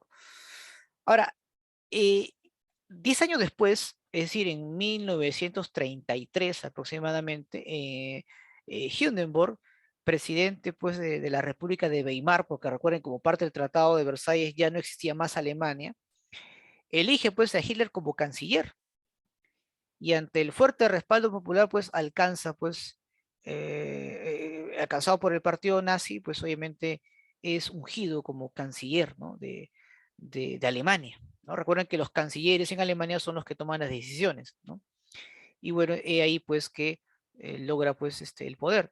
Más aún porque Hindenburg muere al año siguiente, en el 34, y Hitler pues asume la presidencia, ¿no? Y es donde él promueve lo que es conocido como el Tercer Reich, ¿no? O el Tercer Imperio Alemán, ¿no? Ahora, Hitler era consciente de que no todos dentro de su partido estaban de acuerdo con él. Y bueno, decide utilizar un incidente para eliminar a sus potenciales enemigos. Uno de ellos era, por ejemplo, la noche de los, no, la noche de los cuchillos largos. No sé si habrán escuchado hablar de ello. Eh, Ahí pues se producen los asesinatos políticos, ¿no? Obviamente lo que buscaba era una depuración al interior del partido nazi, para así pues tener el control total y colocar a gente estratégica y poder realizar pues todas las acciones que buscaba el gobierno de Hitler, que estaba respaldado no solamente por la burguesía alemana, sino también por importantes grupos de poder de los Estados Unidos, entre empresarios y políticos. Está, por ejemplo, entre los empresarios está Henry Ford, está JP Morgan, y entre los principales aliados políticos de Hitler está nada más y nada menos que el abuelo de George Bush, padre. En este caso me refiero a Preston Bush, que en ese momento era senador de los Estados Unidos. Eh, Recuerden que Estados Unidos financia a la Alemania nazi. Eh, Hay una serie de, de apoyo económico para poder repotenciar su armamento militar. Algo que estaba prohibido en el Tratado de Versalles, pero sin embargo se hizo. Muchos dirán, profesor, ¿y por qué Estados Unidos buscó eh, eh, financiar a Alemania para poder repotenciar su industria militar? Porque claramente lo que buscaba de Alemania era utilizarla como una fuerza de choque contra la Unión Soviética, ¿no? Pero vamos a ver eso cuando nos toca hablar sobre la Segunda Guerra Mundial. Ahora, también Hitler crea una fuerza militar especial para proteger, bueno, de protección en sí y de inteligencia, ¿no? Que va a estar obviamente dirigida por Heinrich Himmler, la SS, ¿no? Y luego se produce lo que conocemos como la Noche de los Cristales Rotos, que de hecho eran atentados contra los judíos y sus propietarios. Y como justamente les mencioné, pues el nazismo recibió el total respaldo de gran burguesía alemana, ¿no? Y también con el apoyo de importantes líderes militares, una casta militar alemana que también apoyaba a Hitler, ¿no? Claro. Ahora, esta idea de argumentar la superioridad racial, la raza aria, que de hecho es un enfoque pseudocientífico, era solamente una manera de justificar sus verdaderas intenciones. Lo que pasa es que para poder yo eh, tener a las masas de mi lado, una de las cosas que yo debo fomentar siempre como discurso es la xenofobia, ¿no? Entonces, y poder incentivar más o fomentar más un poco el tema de que es importante hacer una limpieza étnica, una limpieza racial, y de hecho, pues promovía bastante, pues ello, ¿no? La, la lucha entre una clase o entre una raza superior, que es la raza aria, frente a otras, ¿no? Eran todavía, pues, ideas que de hecho provienen desde el siglo XIX, ¿no? En Europa, por ejemplo, es conocido, eso lo hemos visto, por ejemplo, ¿no? El darwinismo social, esta idea de que existen razas superiores y razas inferiores, en fin. Claro, incluso destacados intelectuales alemanes van a justificar este tipo de pensamiento, ¿no? Y que Hitler lo va, obviamente, a tomar en cuenta. Por ejemplo, utiliza mucho el discurso en su momento del gran filósofo Nietzsche, ¿no? Nietzsche es el que toma en cuenta del superhombre, ¿no? Pero claramente, ustedes saben por filosofía que el superhombre es otra connotación, ¿no? Nietzsche quiso decirle superhombre, un hombre pues que supera al hombre moderno, ¿no? Este hombre que estaba pues sumido entre la cristiandad y la modernidad, ¿no? Que no lo podía, no le permitía liberarse, ¿no? Y este término de la muerte de Dios es obviamente un término netamente literal o metafórico, ¿no? Pero en fin, pero muchos pensadores pues toman las ideas de Nietzsche y de otros, y Hitler también hace de estas ideas un discurso provocador, ¿no? Para atraer a las masas, ¿no? Eso es importante. Ahora, ¿por qué obviamente la persecución de los judíos? Porque en ese momento, pues, muchos grandes banqueros y financistas eran de origen judío. Y al parecer, pues, la cúpula de Hitler buscaba obviamente tener presencia, ¿no? En esa esfera de poder económico. Y bueno, lo que hacen justamente utilizar excusas, muchas de ellas no tan justificables, ¿no? Para agredir a los judíos, ¿no? Por ejemplo, se les acusaba de ser ellos los responsables de la derrota alemana en la Primera Guerra Mundial. Lo que sucede es que muchos empresarios, fabricantes de armas, proveían de esos materiales al ejército alemán.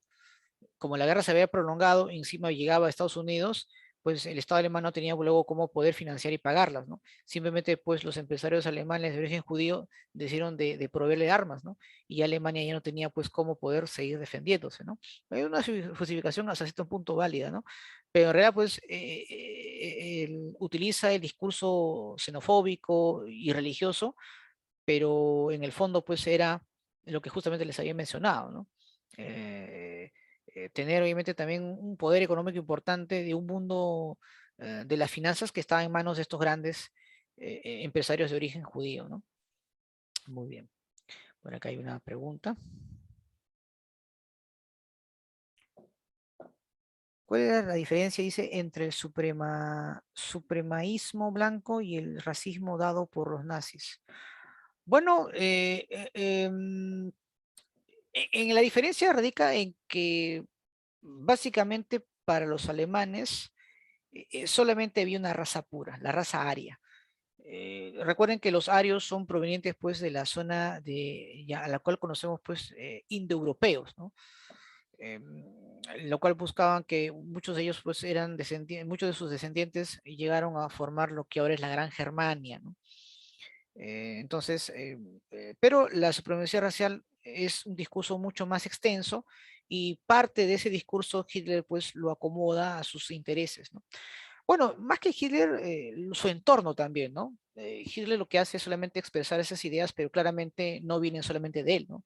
Hay todo un conjunto de personas entre científicos, pensadores, ideólogos, políticos, militares, que en un inicio van a ser parte, obviamente, de su esfera de poder, ¿no? Claro, muy bien. Ahí justamente vamos a ver. Ahora, vamos a ver también un poco lo siguiente, ¿no? Eh, Hay que recordar pues que Estados Unidos como parte pues de apalear esta gran crisis, Roosevelt aplica lo que es el New Ideal, ¿no? Que es una política económica intervencionista. Ahí se aplica pues las ideas de Keynes, ¿no? Donde contradiciendo pues al modelo económico de ese entonces, de liberalismo, es el Estado que ahora es el que toma el control del mercado, ¿no? Y eso ayudó pues a que Estados Unidos luego se recuperase de la crisis, ¿no? Pero se busca pues la creación de empleos, subsidios, el Estado financia pues los servicios básicos, eh, induce a la gente que siga comprando para que la producción no se paralice, etcétera, ¿no? Por otro lado, hay que recordar pues que mientras que Hitler era canciller, empieza pues a recibir una serie de, bueno, obliga o persuade a los británicos, a los franceses, a que les conceda ciertos beneficios. Por ejemplo, buscaba tener los Sudetes de Checoslovaquia, porque ahí habían zonas importantes para la industria pesada militar de Alemania, y, y simplemente los europeos, Gran Bretaña y Francia, aceptan. eh, Se produce pues una conferencia, la conferencia de Berlín, donde prácticamente Checoslovaquia es anexada al Imperio Alemán o Alemania, ¿no? Se produce la anexión de Austria, ¿no? El famoso Auschwitz, donde Austria es anexada a Alemania, ¿no? Y bueno, eh, perdón, la conferencia de Múnich, perdón, es donde Alemania se apodera de Checoslovaquia. Y por otro lado, pues Alemania, Italia y Japón forman una alianza, los del eje, ¿no? Y Alemania también realiza un pacto de no agresión momentánea con los soviéticos, que es el plan Molotov-Ribbentrop, ¿no? Stalin era consciente de que Alemania estaba armando para hacer un ataque masivo contra la Unión Soviética, por lo tanto no tenía otra alternativa que formar este tratado de no agresión para para que la Unión Soviética se prepare en una futura confrontación, ¿no? Y bueno, el primer ensayo de la Segunda Guerra Mundial se produjo pues, en la Guerra Civil Española, ¿no? Ahí todos los que van a participar en la guerra previamente también estuvieron presentes en esta guerra, ¿no? En la guerra que al final pues va a ganarlo los partidos fascistas de España, ¿no? A la cual pues se le conoce como la Falange, ¿no? Liderada pues por Rodrigo Franco. Muy bien. Vamos entonces ahora a hablar sobre en este caso, sobre la Segunda Guerra Mundial. Dos cositas más importantes, ¿no? Durante el gobierno de Stalin es donde él fomenta a las internacionales obreras para que puedan obviamente tener una gran influencia en Europa Occidental, aprovechando la crisis económica de esos países, y es por eso que el socialismo se expande a través pues, de esas internacionales obreras, a la cual se les conoce como Comintern, ¿ya? Por si acaso. Muy bien. Vamos entonces a hablar sobre la Segunda Guerra Mundial. Ahí está, perdón. Ahí está, muy bien. A ver, profesor, ¿qué viene a ser la Segunda Guerra Mundial? Bueno, es un nuevo conflicto que se va a generar pues entre las potencias imperialistas, ¿no? Ahora, a diferencia, como les mencioné, de la Primera Guerra Mundial, porque recuerden que en la Gran Guerra, el objetivo pues era alcanzar pues el control de los mercados mundiales, ¿no? Obtener colonias, porque las colonias te permitían pues tener fuentes de materias primas y mercados, ¿no? En esa Segunda Guerra Mundial va a haber otros componentes interesantes, ¿no? Por ejemplo, una de las más importantes, que en la cual poco se difunde, es que una de las formas para poder superar la crisis económica mundial era generar una guerra, ¿no? A la cual pues se llama pues guerra económica. No, perdón, una economía de guerra se llama eso. ¿Qué es una economía de guerra? Fomentar obviamente un conflicto que justamente desgrave las deudas y así se puede reactivar la economía, ¿correcto? Ahora, hay muchas cosas que durante la Primera Guerra Mundial no han quedado zanjadas. Una de ellas, por ejemplo, era entre Japón y Estados Unidos. Había una tensión entre ambos países por el control del Pacífico, por ejemplo. Estaba lo que era pues el revanchismo por parte de Alemania, justamente por evitar pues obviamente, o en este caso, por las tremendas em, castigo que recibió durante el Tratado de Versalles, en fin, ¿no? Y el afán de Estados Unidos de acabar con la Unión Soviética utilizando pues a Alemania como una fuerza de choque, ¿no? Eso también está clarísimo, ¿no? Muy bien. Em, bueno, retomemos un poco. Entonces, entre las principales causas, profesor, bueno, hay que recordar, bueno, en primer lugar, hay que recordar que Japón también firma un pacto, ¿no? Un pacto con Alemania allá por 1936, un pacto contra las internacionales obreras, ¿no? El pacto anti-Comintern, por ejemplo, ¿no? Donde es una alianza entre el fascismo alemán y el imperialismo japonés contra, pues, la amenaza de las internacionales obreras, ¿no? Claro, entonces, eso es algo que debes obviamente recordar. Ahora, una cosa que también no te mencioné es que en el pacto Molotov-Ribbentrop, a meses nada más antes de iniciar la Segunda Guerra Mundial, hay que recordar pues que este tratado, aparte de que Alemania y la Unión Soviética no iban a agredirse, se reparte en Polonia. Alemania se queda con la Polonia occidental, mientras que la Unión Soviética se queda con la Polonia oriental. Y ningún país protestó, ¿no? Entonces, las causas principales de esta guerra tienen que ver con una necesidad de un nuevo reparto mundial de las colonias y mercados, como es el caso de Estados Unidos y Japón, por ejemplo.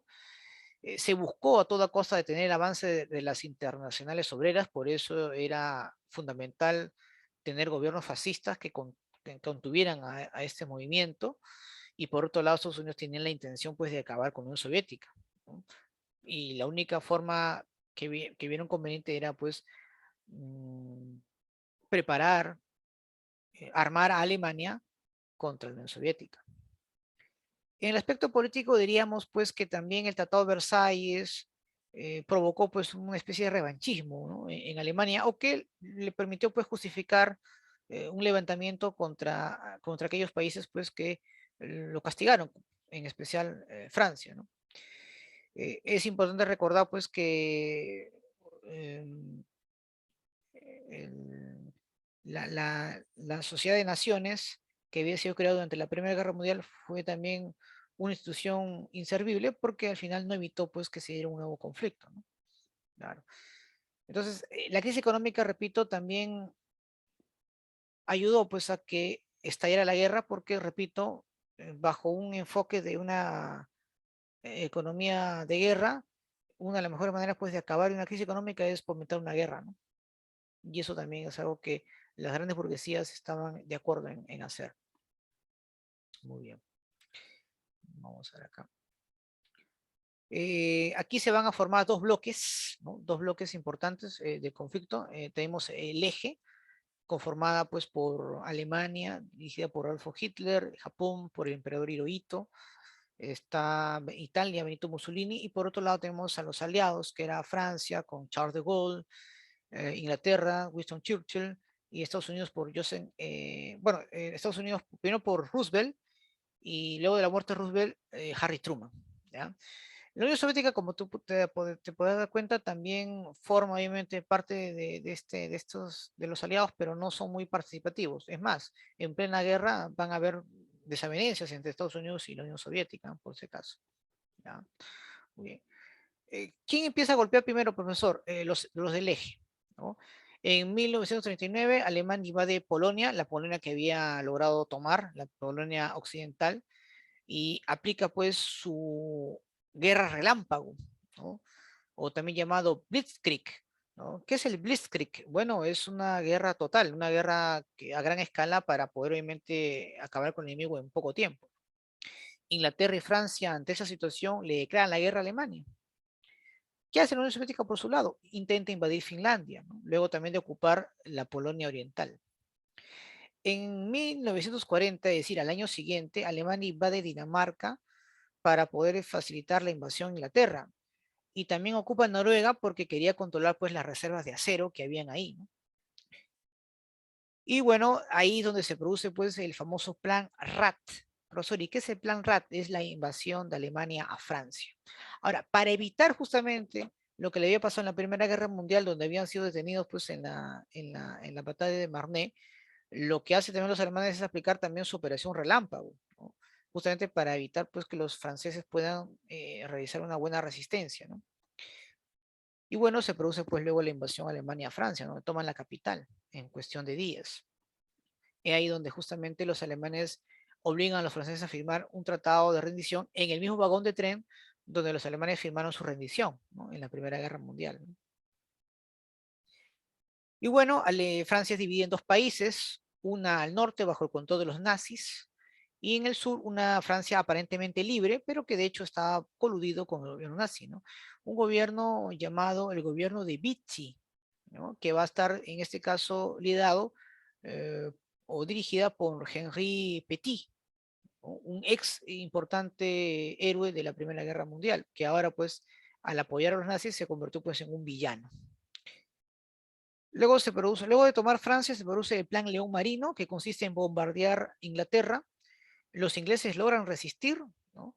Y bueno, por su lado, Italia pues fracasa en su intento de invadir los Balcanes, porque recuerden que una vez que hayan invadido Francia y naturalizado Inglaterra, los alemanes querían ir con toda su artillería a la Unión Soviética, pero para ello pues tenía que tener zonas estratégicas, y una de ellas pues era los Balcanes. Italia no lo pudo hacer, así que Alemania tuvo que ayudarlo. También utiliza pues en este caso, su guerra relámpago para poder obviamente ocupar los Balcanes, ¿no? Muy bien. En 1941, el alemán Rommel, más conocido como el zorro del desierto, ataca África, ¿no? Controla pues todo lo que es la zona de Egipto, el canal de Suez y el Sahara, gracias pues a sus armamento militar que estaban adaptados para ese tipo de terreno, los famosos Africa Corps, ¿no? Y bueno, una vez que ya todo estaba ya consumado, una Inglaterra neutralizada, una Francia invadida, y el control de los Balcanes es ahora pues de atacar a los rusos o a los soviéticos en tres frentes, ¿no? Básicamente su objetivo era Leningrado, Moscú y Stalingrado. ¿Cómo se llamó, profesor, la invasión alemana a la Unión Soviética? Se va a llamar Operación Barbarroja, ¿no? Alemania pues inicia su invasión a la Unión Soviética y Stalin ahí declara la Gran Guerra Patria, ¿no? Ahora, ¿qué significa la Gran Guerra Patria? Bueno, resume realmente lo que fue la guerra. La Gran Guerra Patria es una guerra contra el fascismo y contra el capitalismo, ¿no? Porque en realidad, pues la Segunda Guerra Mundial, o una de las razones principales de la Segunda Guerra Mundial, era obviamente acabar con la Unión Soviética, sin lugar a dudas, ¿no? Ahora, en ese mismo año, en diciembre de 1941, se produce pues el bombardeo de Pearl Harbor, el ataque japonés pues a esta base naval norteamericana en Hawái, ¿no? Y eso le sirve a Estados Unidos para entrar a la guerra, ¿no? Ahora, hay un dato muy interesante, muchachos, que hay que tomar siempre en cuenta. A ver, eh, Japón desde la Primera Guerra Mundial no podía expandir sus fronteras ni tampoco tener un mayor poderío militar debido a que gran parte del Pacífico estaba bajo control de los Estados Unidos. Reservas de petróleo y otros hidrocarburos estaban bajo su control. Y constantemente Estados Unidos le proporcionaba o le hacía bloqueos comerciales a Japón. O sea, económicamente lo estaba ahogando. Entonces, Japón tenía dos caminos, ¿no? O dejar de ser obviamente un imperio en expansión y tener una fuerza armada reducida, o simplemente atacar lugares estratégicos que eran de control norteamericano para poder capturar esos recursos energéticos. Japón optó por lo segundo. Es más, Japón no solamente logró bombardear Pearl Harbor, también logró atacar otros puestos militares islas que estaban bajo el dominio norteamericano. Y de esa manera, pues, pudo abastecer su industria, o en este caso, perdón, sus portaaviones y su armada militar marítima pudo obviamente abastecerse justamente de esos recursos energéticos, ¿no? O sea, por ese lado le fue bien al inicio a los japoneses. Pero repito, eso le sirvió de pretexto a los norteamericanos para ingresar a la guerra, debido pues a que los alemanes pues tampoco estaban cumpliendo con su parte, ¿no? Hay que recordar pues que al año siguiente los alemanes estaban intentando atacar la Unión Soviética, pero no podían contrarrestar, ¿no? ¿De acuerdo? Entonces, además Estados Unidos era consciente de que Japón en cualquier momento podría atacarlos, y así ocurrió. Lo único que podemos decir es que Estados Unidos sabía de un posible ataque japonés, lo único que hacen es esperarlos, porque buscaba de una manera u otra el pretexto ideal para obviamente intentar iniciar un ataque. Es más, ni bien obviamente se produce ese atentado, Roosevelt le declara la guerra a Japón y Alemania, ¿no?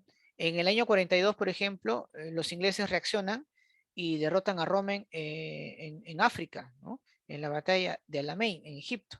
La idea era, obviamente, por esa zona, era invadir Italia, ¿no? Y tener una zona libre en los Balcanes, en este caso para poder obviamente tener otro frente en caso que los alemanes resistan pues en la zona que habían ocupado en Francia. Y bueno, y ahí también ese mismo año se produce un importante combate, uno de los más trascendentales entre Estados Unidos y Japón, ¿no? Por ejemplo, tenemos en la batalla de Midway, de Guadalcanal, justamente por el control del Pacífico, ¿no? Justamente la guerra del Pacífico es la guerra entre Estados Unidos y Japón, ¿no? Por si acaso. No hay que pensar que es la guerra entre Chile y Perú, ¿no? En el año 43, el ejército alemán es detenido por los soviéticos en la batalla de Stalingrado, una de las batallas más sangrientas de la historia de la humanidad, ¿no? Y bueno, los soviéticos no solamente resisten, sino que avanzan contra las tropas alemanas, ¿no? Y en ese mismo año se produce pues el desembarco de los aliados en Sicilia, justamente para obligar a los italianos a que ya no sean pues parte, ¿no? de los aliados, ¿no? Hay que recordar que cuando los aliados invaden Sicilia, Mussolini es llevado por los nazis a Alemania, y de ahí pues manda la resistencia, porque aún todavía tenía gente leal en Italia, y bueno, pues en ese año también se produce pues una conferencia entre los aliados, la famosa conferencia de Teherán, y ahí se acuerda abrir un frente para poder liberar Francia y llegar a Alemania antes que lleguen los soviéticos, porque hay que recordar pues que el Ejército Rojo ya estaba avanzando hacia Berlín. Al año siguiente, pensando pues que Benito Mussolini había logrado tener o que sus tropas habían resistido ante la invasión de los aliados, regresa a Italia, engañado obviamente por el rey Víctor Manuel III, y bueno, al final pues el propio Mussolini es agredido y ejecutado por sus propios correligionarios, ¿no? Ahí es donde muere pues el Duce, allá por 1944. Y en ese mismo año se produce pues el desembarco de Normandía, más conocido como el Día D o la Operación Overlord, donde Francia pues liberada y Estados Unidos inicia su camino hacia Berlín. Aquí el asunto era quién llega primero a la capital de Alemania, o los norteamericanos o los soviéticos. En ese mismo año, perdón, en el siguiente año, en 1945 aproximadamente, se produce la conferencia de Yalta. Va a ser la primera desavenencias que va a haber entre Estados Unidos y la Unión Soviética, ¿no? Porque ahí se discute pues el futuro de Alemania, ¿no? ¿Cómo iba a ser dividida Alemania? Ahora, lo cierto es que el Ejército Rojo llega primero a Berlín, ¿no? Ahora, aparentemente ahí es donde Hitler se suicida, ¿correcto? Ahora, los soviéticos denuncian que el cuerpo o el cadáver incinerado no es de Hitler, ¿no?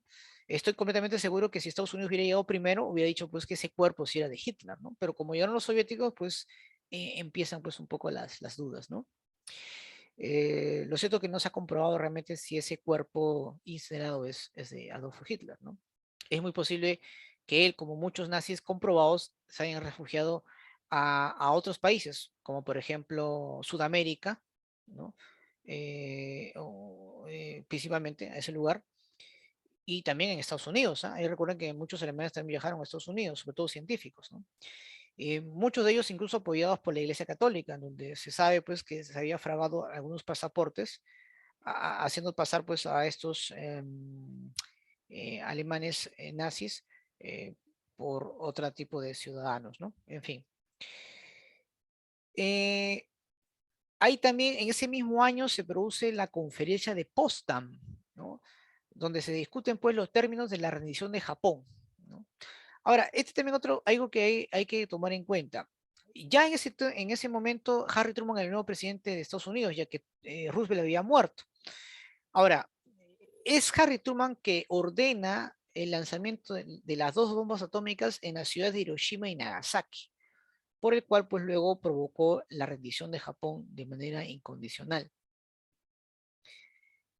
Ahora muchos eran profesor, y ¿cuál fue la verdad razón? ¿Es cierto que era para poder eliminar más, para evitar más bajas de soldados norteamericanos? No, porque si bien es cierto, las tropas japonesas se habían entrincherado en muchas de estas islas cercanas a Japón, la guerra pues ya era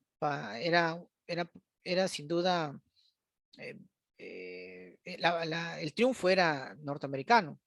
Lo que pasa es que los soviéticos, luego de haber tomado Berlín, su siguiente objetivo era atacar Tokio, Y bueno, Estados Unidos no iba a permitir pues que los soviéticos logren invadir el Japón. Para ellos ese país era estratégicamente importante para ellos. Y como una manera de advertencia es donde justamente lanza esas bombas atómicas, ¿no? En Hiroshima y en Nagasaki. Ahora, por si acaso, las bombas atómicas tienen nombre, ¿ah? La primera que se lanzó en Hiroshima el 6 de agosto de 1945 se llamó Little Boy, y la siguiente, que se lanzó 3 días después en Nagasaki, se llamó Fat Man, ¿no? ¿Correcto? Muy bien. Entonces, la verdadera razón por la cual las bombas atómicas se lanzan es como una advertencia a la Unión Soviética para evitar pues que invada al Japón. ¿Ya? Porque realmente si quería ganar la guerra, ¿por qué no lo lanzó en Tokio o en Kioto, que era pues la capital histórica? ¿Por qué lanzó en Hiroshima y Nagasaki, donde ahí no habían pues bases militares importantes, ¿no? Pero bueno, ahí está la razón, ¿no? Principal. Muy bien. Consecuencia, profesor, de la Segunda Guerra Mundial. Bueno, como consecuencias económicas, destrucción de Europa y Japón, devastados por la guerra. Estados Unidos pues se consolida como su hegemonía económica mundial. En el aspecto social, más de 60 millones de muertos, 100 millones de heridos. Los países pues más diezmados justamente fueron la Unión Soviética y China, ¿no? Porque China también tuvo una participación contra Japón. Y bueno, y bueno, ahí se produce pues em, el holocausto judío, ¿no? Más de 6 millones de judíos. Pero también hay que recordar, pues, que los judíos, pues, no fueron las únicas víctimas, ¿no? Justamente la Segunda Guerra Mundial trata, pues, de justificar que las únicas víctimas de esta guerra fueron los judíos, y no es cierto, ¿no? Recuerden que fueron más de 60 millones de personas, ¿no? Los judíos son parte de estas víctimas, pero no fueron, digamos, las más, o no, perdón, no fueron en este caso las únicas, ¿no? De hecho, eso también es algo que hay que recordarlo, ¿no? Sino que existe pues como una cierta victimización, ¿no? Por parte de los judíos durante la Segunda Guerra Mundial, y no fue tanto así, ¿no? Ellos fueron víctimas, correcto, pero tantas víctimas como ellos también fueron muchas personas que en este caso ni siquiera son reconocidas, ¿no? En el aspecto político, digamos que se produce pues el fin de los regímenes fascistas. Bueno, ya no tenían el propósito de seguir estando, ¿no? Y ya el avance del socialismo se había detenido, así que no era trascendental que sigan existiendo regímenes fascistas. Es más, los regímenes fascistas desaparecen en todo el mapa mundial, e incluso en América Latina, en especial en el Perú, que había regímenes fascistas y también desaparecieron, ¿no? Alemania es dividida en 4 zonas, tres para los aliados y uno para los soviéticos. Se crea las Naciones Unidas, justamente eh, eh, cuyo comité de seguridad va a estar formado por los vencedores de la Segunda Guerra Mundial, ¿no? Bueno, aparentemente es para evitar obviamente mayores confrontaciones o conflictos militares, cosa que eso no es cierto porque se han ido dando guerras en muchos ámbitos.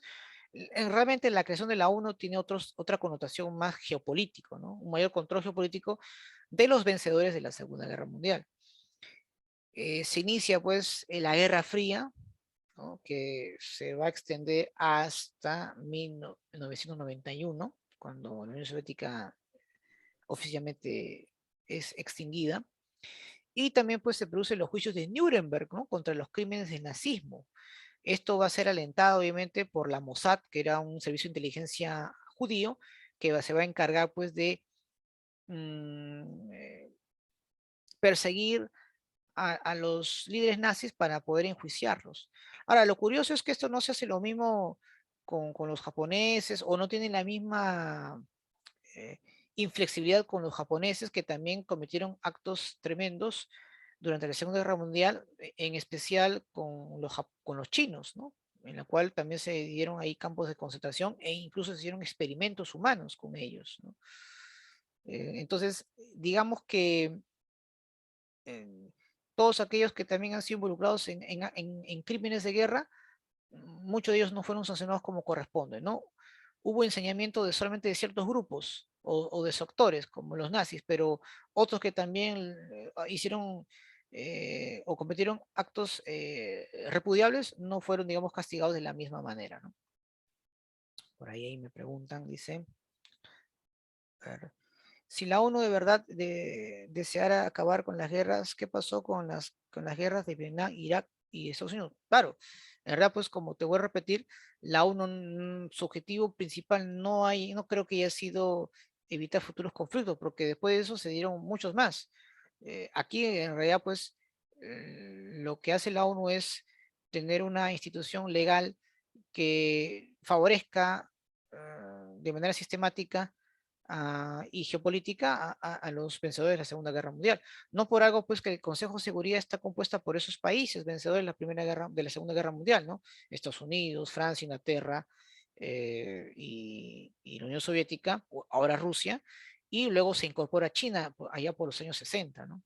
Claro, entonces la ONU en realidad, pues, no ha sido creado realmente para evitar futuros enfrentamientos militares, ¿no? Porque después de la Segunda Guerra Mundial se siguieron dando nuevos, nuevos conflictos, ¿no? Correcto. Muy buena tu análisis.